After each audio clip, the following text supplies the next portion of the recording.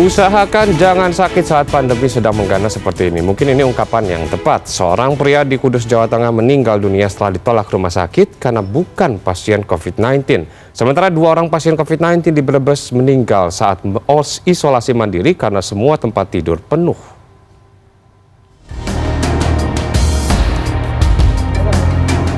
Keluarga Daniel Bambang Riyadi hanya bisa pasrah menerima kenyataan orang tua mereka meninggal dunia. Daniel sebelumnya meninggal dunia pasca kecelakaan dan kesulitan mendapatkan rumah sakit di Kudus, Jawa Tengah karena IGD penuh pasien COVID. Postingan Twitter oleh @lindali viral setelah menceritakan kondisi ayahnya yang meninggal karena ditolak 5 rumah sakit di Kudus yang penuh. Pasca kecelakaan pukul 2 siang, pria 66 tahun ini baru bisa ditangani pukul 5 sore di Semarang. Dari screening rumah sakit, tampak sang ayah mengalami luka parah dan pendarahan cukup parah di kepala hingga meninggal dunia. Postingan 16 Juni lalu ini pun telah di-retweet lebih dari 5.000 kali. Cari rumah sakit yang pertama kan yang paling dekat di sini, RS Aisyah itu. Ternyata waktu sampai di situ, saya tanyain kosong, ruangannya udah penuh maksudnya. Saya kan makin panik tuh, habis itu saya bawa ke rumah sakit umum. Di rumah sakit umum juga sama, ternyata penuh juga. Waktu itu kan gencar-gencar COVID, rumah sakit ini kan penuh semua. Akhirnya dengan penuh semua rumah sakit di Kudus, saya bawa ke Semarang. Dan alhamdulillah di Semarang kita mendapatkan salah satu rumah sakit, yaitu Rumah Sakit Elizabeth, dan di sana langsung ada penanganan. Sebelumnya pertengahan Juni kemarin, kondisi Kudus benar-benar genting hingga terjadi antrian pasien COVID maupun non-COVID di sejumlah rumah sakit.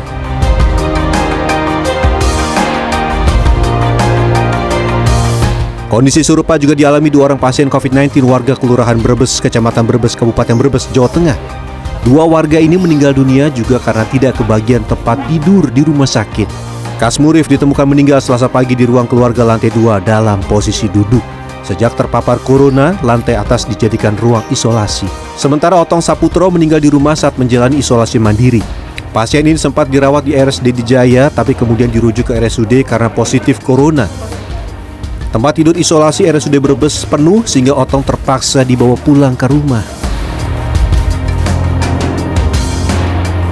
Tidak hanya antrian masuk IGD, antrian pemakaman jenazah yang harus dimakamkan dengan protokol COVID-19 juga terjadi di beberapa daerah seperti RSUP Dr. Sarjito, Yogyakarta Selasa pagi. Tim kubur cepat Posko Dukungan Gugus Tugas COVID-19 DIY sejak sepekan terakhir mengkonfirmasi rata-rata 30 pemakaman dalam sehari. Yang mengerikan, Komandan Posko Dukungan Gugus COVID-19 DIY ini juga menyebut akan terjadi lonjakan kematian warga isolasi mandiri di rumah jika kondisi ini tidak segera ditangani. Kalau situasi ini tidak segera bisa diurai atau tidak menemukan solusi, maka dalam waktu 2-3 hari ke depan kita memprediksi akan terjadi lonjakan kematian orang yang sedang menjalankan isoman di rumah. Siapkan. Sementara itu, organisasi Muhammadiyah meminta Gubernur DIY Sri Sultan Hamengkubuwono ke-10 menarik rem darurat karena fasilitas shelter dan rumah sakit jaringan Muhammadiyah di Yogyakarta hampir penuh. Kami memohon kebijaksanaan dan kewelas-asian Bapak Gubernur Daerah Istimewa Yogyakarta untuk mengambil tindakan yang radikal, mendasar, komprehensif, menyeluruh sebagai rem darurat agar situasi Daerah Istimewa Yogyakarta tidak bertambah buruk.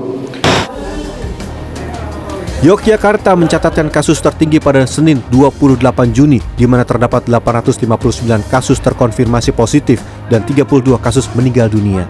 Sementara tingkat keterisian rumah sakit sudah di atas 90%, jauh di atas yang disyaratkan WHO sebesar 60% saja.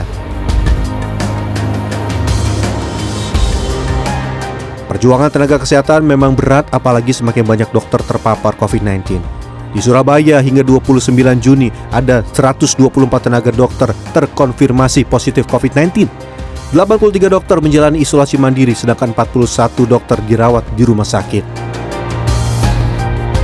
Kini, para tenaga kesehatan hanya bisa berharap kerjasama masyarakat, pemerintah, dan semua pihak untuk bersama mengendalikan COVID-19.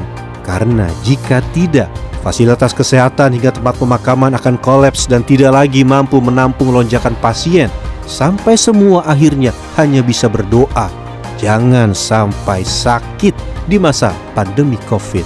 Tim Liputan CNN Indonesia.